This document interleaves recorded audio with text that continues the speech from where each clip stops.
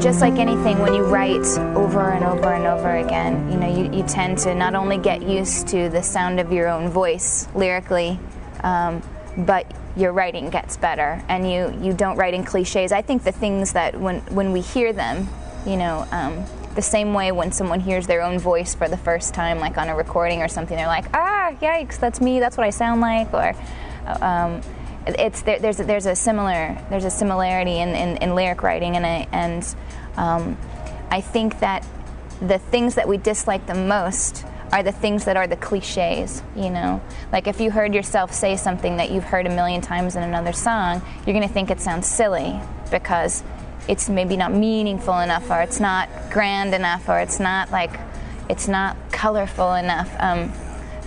But we have to start with what we've heard and what we know. It's the same way we learn how to speak. And music is a language, just like talking. So we have to start by repeating those things that we've heard before.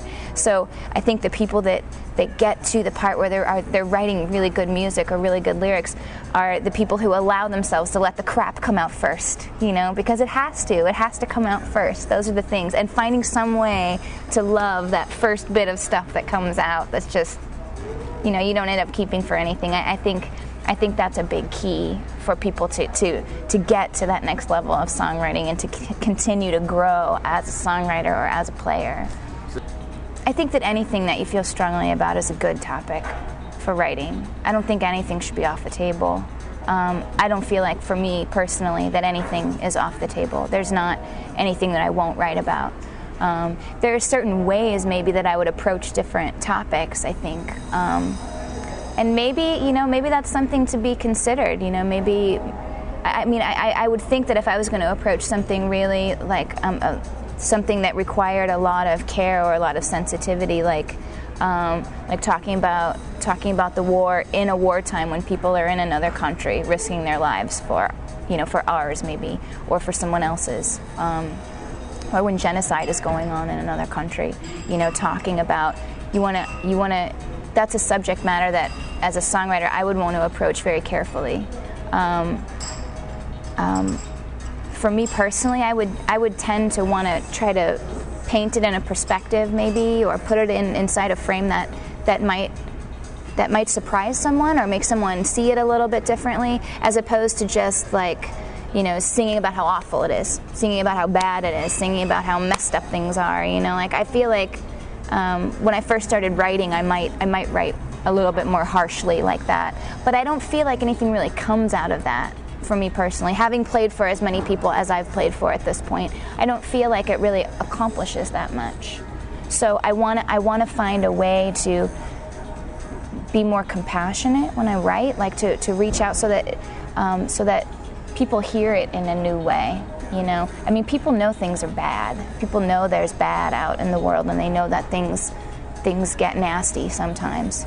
So again, that's kind of a cliche to even talk about. When I went on tour last year, it was maybe a year and a half ago now, for the Green Light Tour, and we were touring through the South. And I'd written a song called America, and there were a lot of people at that time in the South, a lot of young people who were getting ready to ship out to Iraq.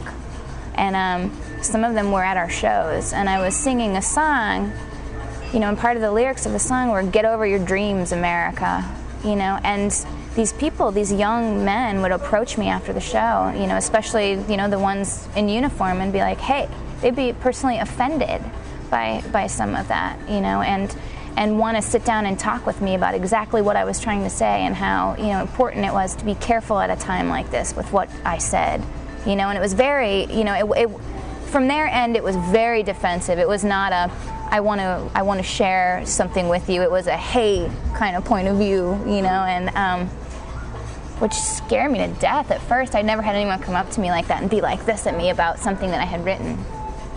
I still consider myself a fairly new songwriter, and so I'm still developing what it means to really say something and really test people's abilities, I guess. You've locked it? Myself and two other songwriters, we traveled to 20 different cities in the U.S. and Canada, playing music from our new CDs and talking to people about little things that they can do in their own homes, in their own lives, just to help out a little bit, just to ease the burden on the planet just a little bit.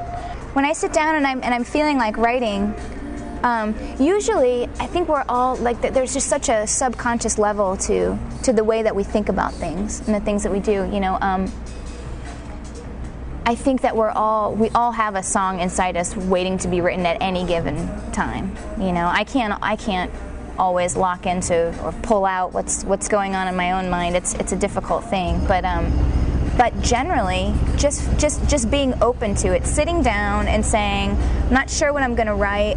I'm going to start, and maybe just like picking a figure to play with, or choosing a key, or I'm going to think about rhythm more than harmony, or I want to write something that feels happy, or I want to write something that sounds sad but is funny. Like having any kind of vague idea, like whatever it is. I don't think there's anything specific to start with, except whatever you can come up with, because you have to establish, I think, some kind of parameter to begin. Otherwise it's like walking down the endless cereal aisle where you're like, which box do I want? Like, which cereal do I want? There's 1,000 cereals, I have no idea which one to choose. Does that jackhammer in the background inspire you to write something? I don't know if the people can hear that, but there's a jackhammer going there. It sounds rhythmic. It's a very constant rhythm. Like maybe I would start by playing something like my hands kind of are sitting in A minor a little bit right now, so I would just listen to the sound of A minor a little bit.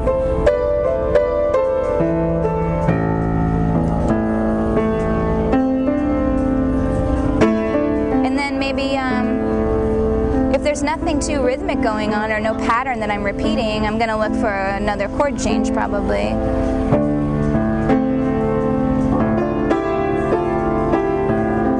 And then maybe move right back to where I was. Are you thinking lyrics at this point? No, not yet.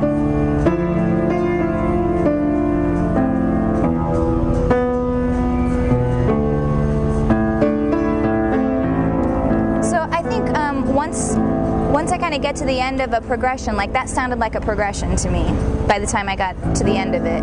So once there's something to play with, I think then I start thinking about lyrics. I rarely start the other way around. A lot of songwriters do. And I think, my songwriting could probably benefit from starting with the lyrics sometimes, as opposed to sitting down at the piano and just finding something. Actually, I'm listening for a mood, I feel like, usually. Like I'm hearing, like when I'm hearing A minor, I'm thinking about how that makes me feel, or what's been going on recently in my own life that I think about when I hear this sound. Or in someone else's life near me, a story someone's told me, or something like that. And then I think and think, and then I think too much, and then I... but generally, sometimes I'll even just begin singing a sound without any lyrics to try to establish a melody.